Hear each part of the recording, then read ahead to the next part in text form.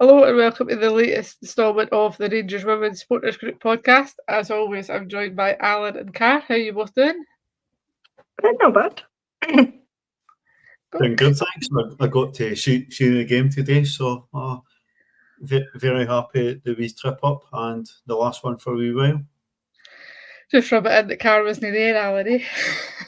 It's fine. I'm still here doing the podcast, so it's fine. Nobody can make fun of me if I get anything wrong because I've not seen anything. She's dedicated. She's just here to talk about Laura Berry, but we'll get into that. I'll put her back to. So obviously we travelled up to Dundee to play Dundee United. So the team that started was Fife, Austin, Rafferty, Docherty, Macaulay, Medag, McLaughlin, and Howitt, Berry, and Wilkinson. So fairly strong team, Alan, but a few changes in there from previous games. Definitely expected there'll be some changes when I to Wednesday in mind, and I've been looking forward to the prospect of seeing Laura Berry play up front with Katie Wilkinson. So it was good to see that from the start, and I was quite pleased with the team. Early on, we'll obviously talk about the game, but Katie actually started playing behind Kirsty and Laura.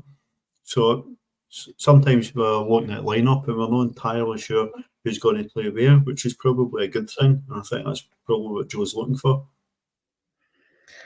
Yeah, Cash. Jenna stacked back in goals. Is it just because it's Dundee, or do you think this is her getting a game before the big game? Why would you even suggest that, Laura?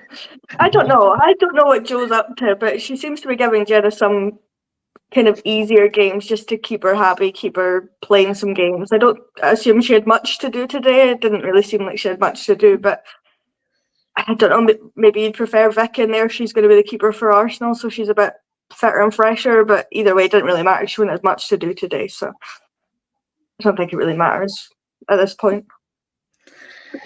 So, Alan, we had a good first half, 7 goals. The usual suspects in amongst the goals, but I think most impressively was Mia was just absolutely tearing them apart at that right side. Yeah, Mia was down the right side with Lizzie left, where she's been most of the season, and Mia is definitely the best Mia's played all season. Although I have to say, Dundee United's left back had a sterling effort against Mia and then Brogan in the second half. So certainly a fast start. Took the lead after about 20 seconds. And it was no surprise that obviously Katie Wilkinson scored that first goal. Got quite a few people points in the predictor. I was miles off, at Chelsea, and she didn't even start. I don't think Chelsea even travelled. So it was a great start, absolutely brilliant start, and the only disappointment probably took us another 6 minutes to add the second. Yeah, and it was our old friend OG helping us along the way. Then Kirsty Howitt got a goal, Laura Berry got a couple. Car, it's okay, we can talk about it later. And then Wilco completed a hat trick just before half time. But Wilco, that's 4 hat tricks in 4 games. Car, she's just unstoppable. She might have about 100 goals by the end of the season. I mean, I think that's her aim, at least 44 for a number, I think is her aim, but she actually just must think this is so easy. I know I've said that every week since she's come in, but it's actually incredible. The fact that she's got 4 hat-tricks in 4 games, 4 starts, and then a goal on top of that. And Rangers admin can't even get it right because they said 3 hat-tricks in 3 games or 4 hat-tricks in 3 games or whatever they said. They got it wrong. So they can't even keep up, which is incredible, really. But she's definitely pushing the boat out, and obviously I've not seen the goals, but I'm assuming that they were quite good goals as usual. But it doesn't matter whether Lizzie's doing well or whoever else is playing beside her, she'll get in amongst it and score a few goals. So it's just incredible, really, and it's given me great confidence going into Wednesday that she'll at least get 1 goal. Yes, the first goal just to make us all happy would be really nice, but we'll come to that later. So Alan went in 7-0 up at half time. I think everybody was fairly happy with that in the ground. Oh, definitely. There were obviously distractions by the time we got to half time elsewhere, but really pleased with the first half performance, and you just want to go and sort of kick on. But getting so close to the Arsenal game, a game's completely won and put to bed. Dundee United haven't really been able to threaten, and the only things that Jenna did have to do, she did well, Car, believe it or not. She was commanding when the ball came through and there was any pressure on, and absolutely top marks to Jenna for the little that she did have to do, but very happy with that first half. And the biggest thing you're looking for in the second half is looking for Laura Berry and grab her hat trick. Yep, and she certainly did that. So half time we made some subs. Jodie, Brogan and Leah come on for Liv, Kirsty and Nick. Obviously some players getting rested, and then Wilco goes off after a bit of a scare because she got kicked in the leg and was kind of rolling about a wee bit, and then thankfully she went off and she was fine. But it took us a wee while to get into the second half, Car, and then once the goals came, they kind of kept coming as they usually do. Yeah, I mean, I was at work, so you were providing me with updates, which was quite nice. So then you said Jodie came on, and I said, is she playing in behind the strikers? Because if so, Alan will be buzzing, and you just said no. So I don't even know what formation Joe's playing half the time unless I can see it in front of me. So no one else knows what's going on. I don't think. You want to guess where Jodie was playing then, Car? On the wing? Close, which is right? the right back? Yeah, she was more defensive than... We went 4-4-2 again, like Joe has done in these games. It's obviously games where you can experiment a wee bit, and Joe's clearly want to get us used to playing 4-4-2. So Jodie coming on at right back was a wee bit of a surprise. Ellie moved across to play on the left. So it was interesting, but as I said, Joe doesn't want people guessing exactly where people are going to play. So we started the second half with Jodie McCleary at right back and Mia McCollin central midfield with Tess. Bizarre. When Nick went off, obviously Raf took the armband, but I don't know if you noticed, Alan, but Raf was really talking Jodie through playing that position, because obviously it's no position she's been playing in. Raf was kind of telling her where to go quite a lot, but Jodie done quite well, so she'll just be happy to get back on the pitch and get some minutes. So then Rio scored on Brogan assist, and Camille came on for Lizzie, and then Laura Berry completed her hat trick. Feel free if you want to talk about it. And then even though I didn't see any of them, I guarantee it was the best hat trick that anyone's ever scored before. Because she just is the next coming of Jane Ross. Or maybe I shouldn't even compare her to anyone else. She just is Laura Berry, and she just is that good. And we know that, so she should be getting more minutes and playing more games for us. But I'll look forward to watching those goals back and seeing how good they were. I enjoyed her interview after the game. You were making some comments about it and saying that she doesn't like doing the media, but she speaks really well. She comes across really well and did a good job of it. So I'm buzzing for her, and I'm just buzzing that Laura Berry got any goals, but to get a hat trick is just phenomenal, especially when it did take a while. You were updating me and you didn't say anything for ages, and also I'd kind of half watching the men's game and actually doing my job. Don't tell my work that. You weren't saying anything, so I was like, well, nothing's obviously going on, because you were about 5 minutes in front of the Rangers Twitter admin. They were taking ages to put updates out, so I had no idea what was going on if you hadn't been telling me. I was like, oh, it's a bit quiet, a bit weird, and then you started updating me again, and you said Laura Berry got her hat trick, and I was very happy about it. So that's all I'm here to say, really. That's the whole point of me being here. Yeah, Alan, it was a bit of a slow second half, I would say. Obviously, they were adjusting to the different formation, newer players being on, the younger players being on, but we still managed to do well, and Tess finished it off, got the 10th goal, and we finally got over that 9-goal hoodie. Yeah, it's some hoodie to have, but isn't it? But that terrific strike by Tess. She'd had a couple of chances and efforts from edge of box, so quite a few of the players that had been sort of taking long shots, and the Dundee United keeper, and listen, we say this, and just change the team for the opposition keeper, having a very solid game.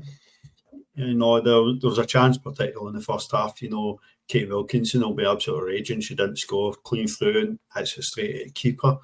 But keeper's done really well, even with shots that were straight at her. She's not spilled anything. She had a brilliant save from Laura Berry that looked like it was going to stop her getting a hat-trick. And, you know, finishing off with a goal from Test, probably just outside the box, you know, was a great way to finish. Definitely don't think we look quite as dangerous playing in a 4-4-2, but it's clearly something Joe wants us to work on, and that I've no doubt we'll get better and more dangerous the more we play it.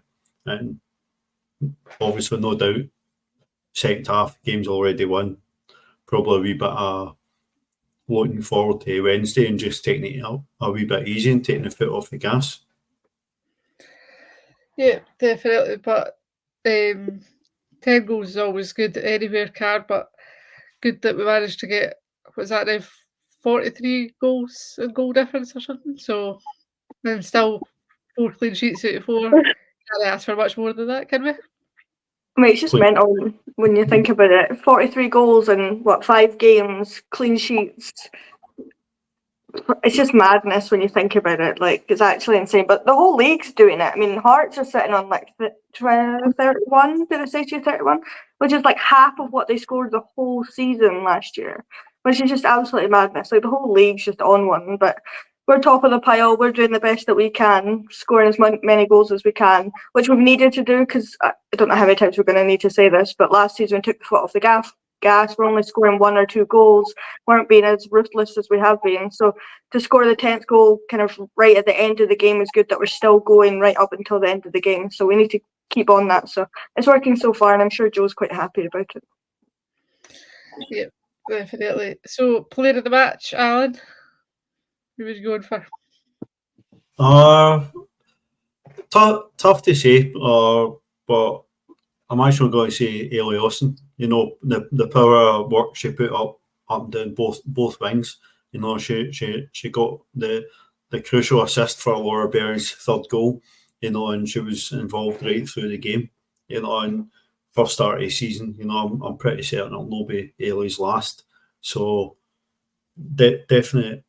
It's tough to pick because the team played well, you know, but Ellie was a standout today. Car, did I ask? Well, I mean, if I was there, I'd probably maybe agree with Alan. Everyone knows how much I like Ellie Austin, and I was buzzing that she was starting. But having seen nothing, I'm going purely based on stats. Laura Berry got 3 goals and 2 assists and looked like she ran the show a bit, so it's got to be Laura Berry. Yeah, I would agree with that. I was between her and Mia, to be honest. Wilco's just doing this every game, so I can't keep getting it to her. But Mia was just absolutely, what was that? Was it 4 assists or something she got? She was just absolutely dominant that first half. But for Laura Berry to get her hat trick, a couple of assists. And to be fair, Alan, you probably agree, she had a quiet game, you could say, that first half, considering that she'd scored a couple assists. Wouldn't have really noticed that she was there. I'd say that at the game, you know, I think Laura struggled to get involved early on. You know, she'd 1 or 2 flashes, but she dropped out the game, you know, and took a wee while to get involved again. But one thing you'll never accuse Laura Berry of is lacking effort and work, and she chased and she harried everywhere, and, you know, showed patience and waited till she got her chance and got some service and the chance to get on the ball. So some of our runs into the sort of box and into channels. And we didn't talk about it in talking about the first goal, but that came from Laura Berry's hard work and endeavour. You know, she chased a ball down that pretty much anybody else would have gave up who's going out. She's got round the defender at the corner flag and then squared it for Katie Wilkinson to tap in. You know, Laura Berry's work rate is tremendous, and if she continues to work just that hard and stays focused, then she'll far exceed Carl's expectations of her.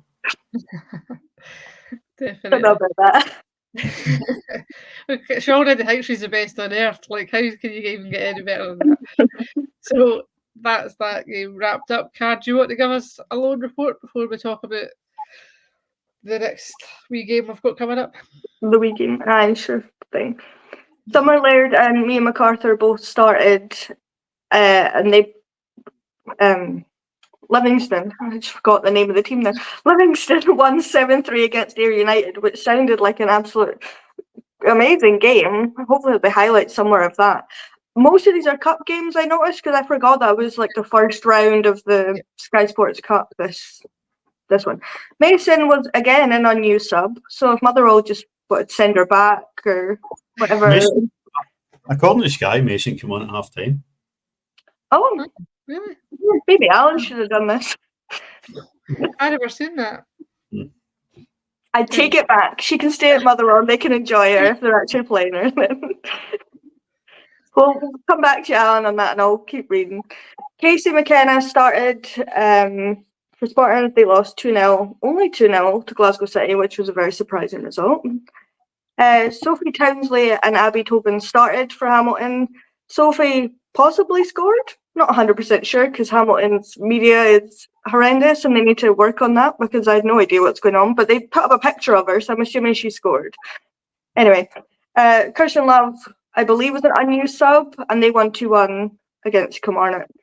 Ellie Payton played the first 45 minutes for Queen's Park. They lost to Montrose, which is quite surprising. I thought they'd maybe do a little bit better. And Maddie Maxwell played she played 60 minutes. And she scored the 5th goal, I believe, in the 7-0 win against St Johnstone. Back to you, Alan. I don't think they'd have a reliable Sky score centre. Mason came on for Katie Rice at half time. Oh, there we go. So she did play. Motherwell did have a tough afternoon, mind you.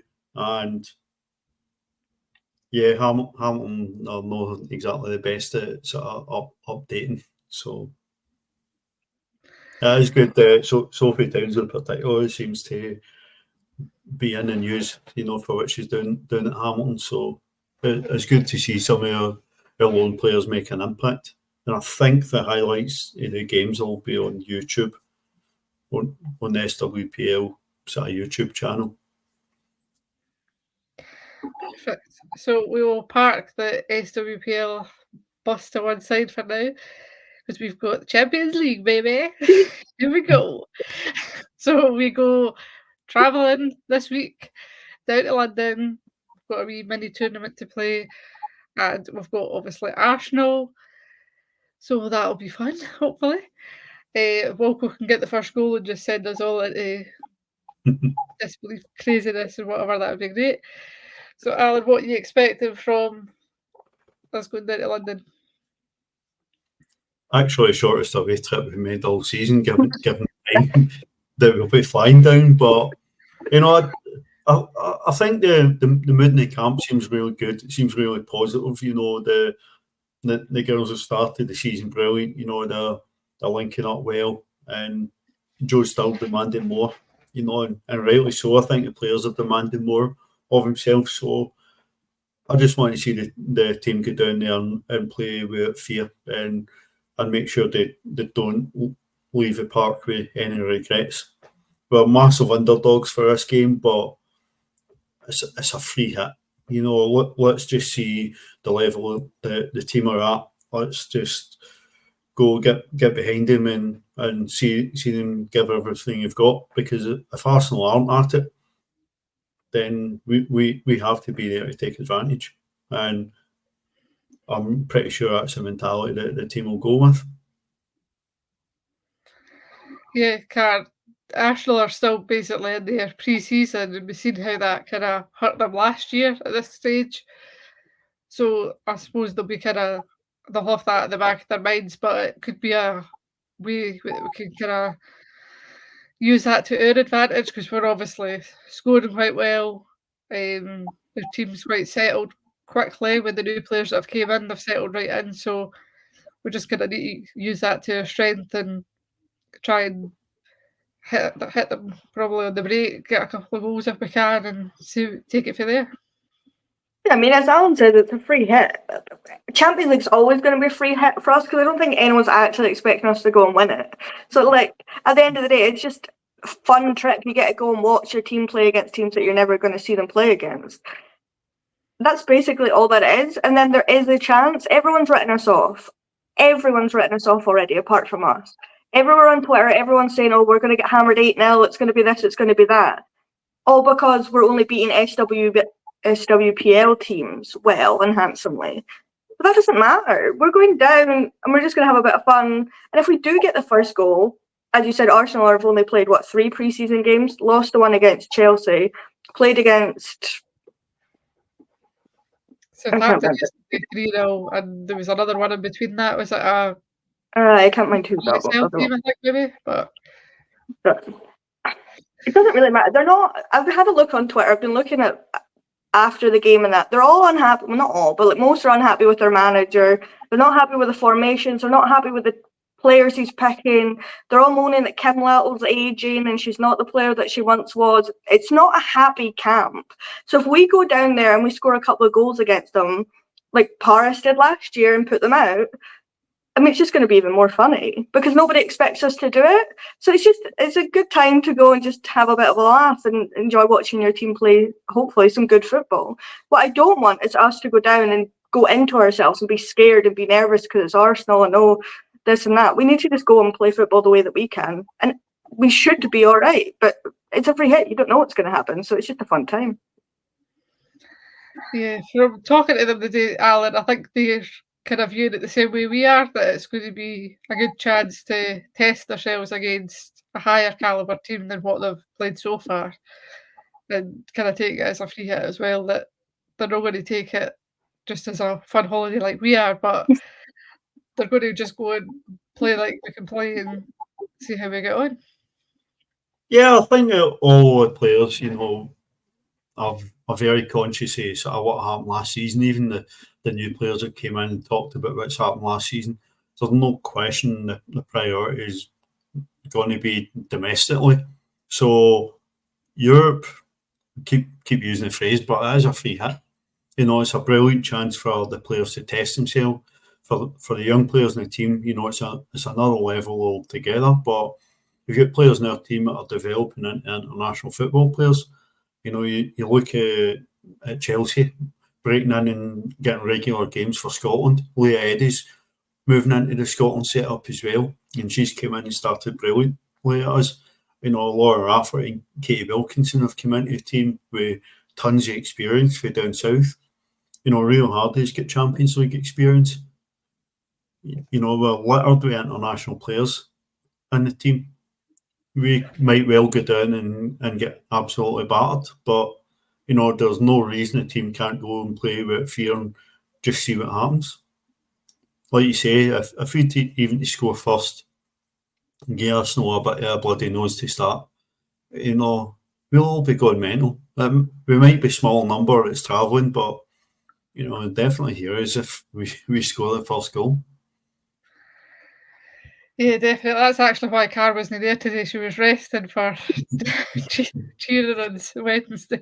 I should have no voice left if she was there today and Laura Berry scored the hat-trick. Exactly. That's why she had to just be kept. Stay at home, Car, and rest up for.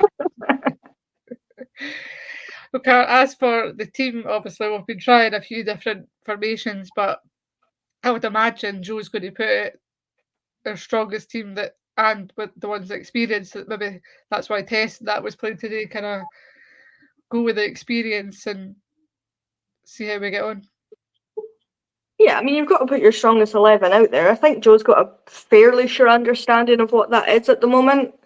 I mean, we all have our ideas on what we would do, but Joe's the one in charge. I think you can kind of tell who she favours, who's starting games, who's getting the most amount of game time, who's going to start. So that's all she really can do, and it depends on fitness as well. Hopefully Chelsea's back and she's able to start or play some minutes. Don't really know what's going on there because no one's told us anything as per usual.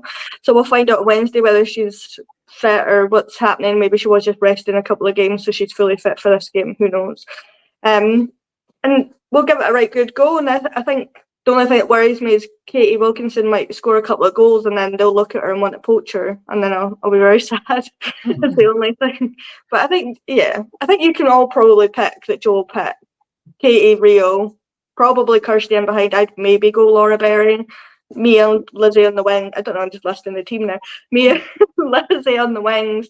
Liv probably in the middle, and Kirsty McLean if she's fully fit. If not Chelsea, if not can be, any of the midfielders that we've got. The back line's always probably going to be the same at this point with Nick.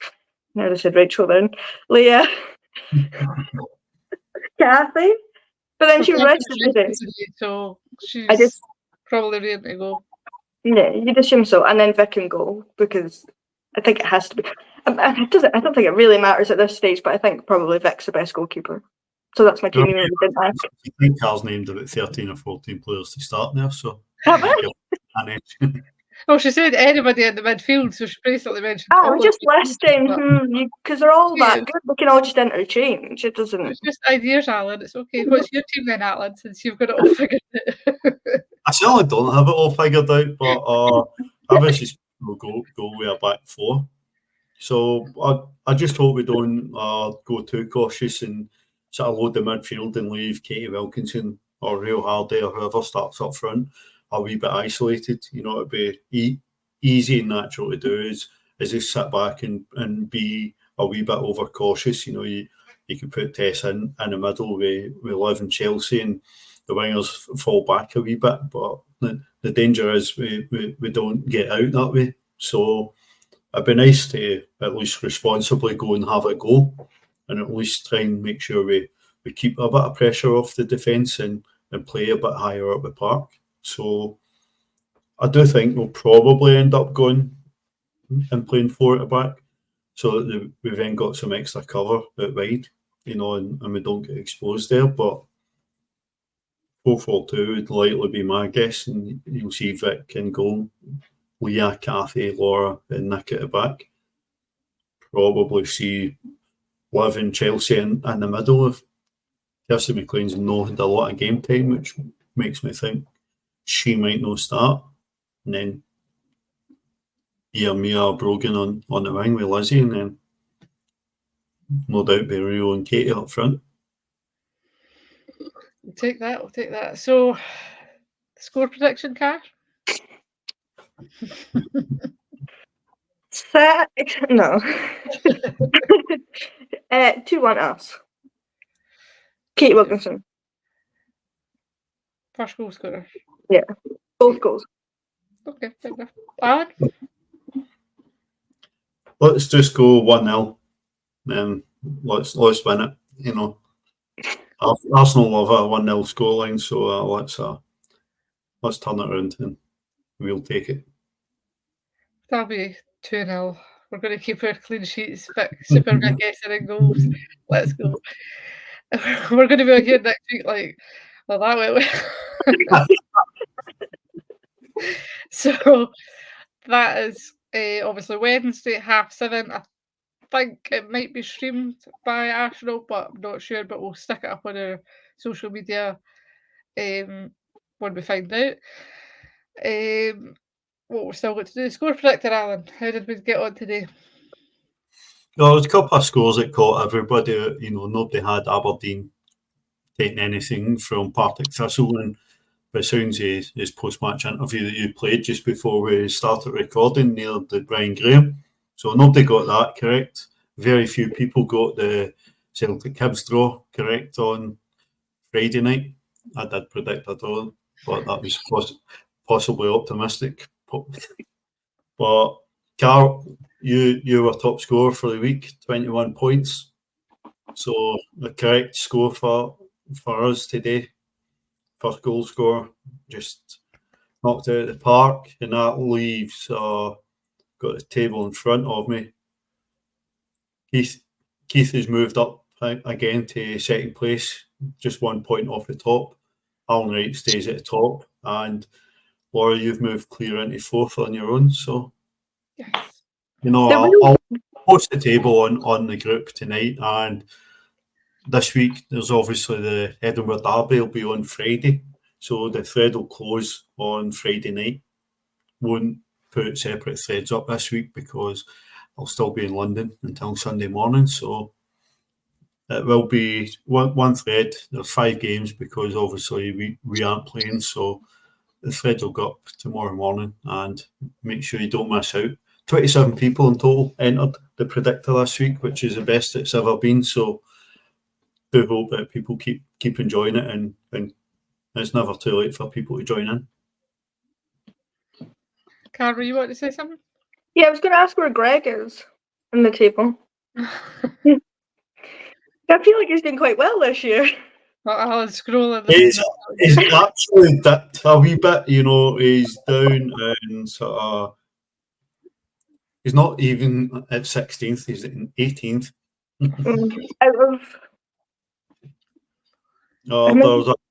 There's a total of 28 people entered over the course of the season, so. Not too bad. Table. It's not bad. Not bad. Just thought I'd ask. Just wanted to give a wee shout out there, since he's usually lingering about 16th. So we'll wrap it up there. We hope to see the usual suspects in London, and hopefully it's a nice outing for us and not just a wee jolly after all. So we'll see you there, and we'll speak to you next time. Thank you as always to Alan and Car. Thanks, Lauren. It's been fun. Thanks. We'll see you soon.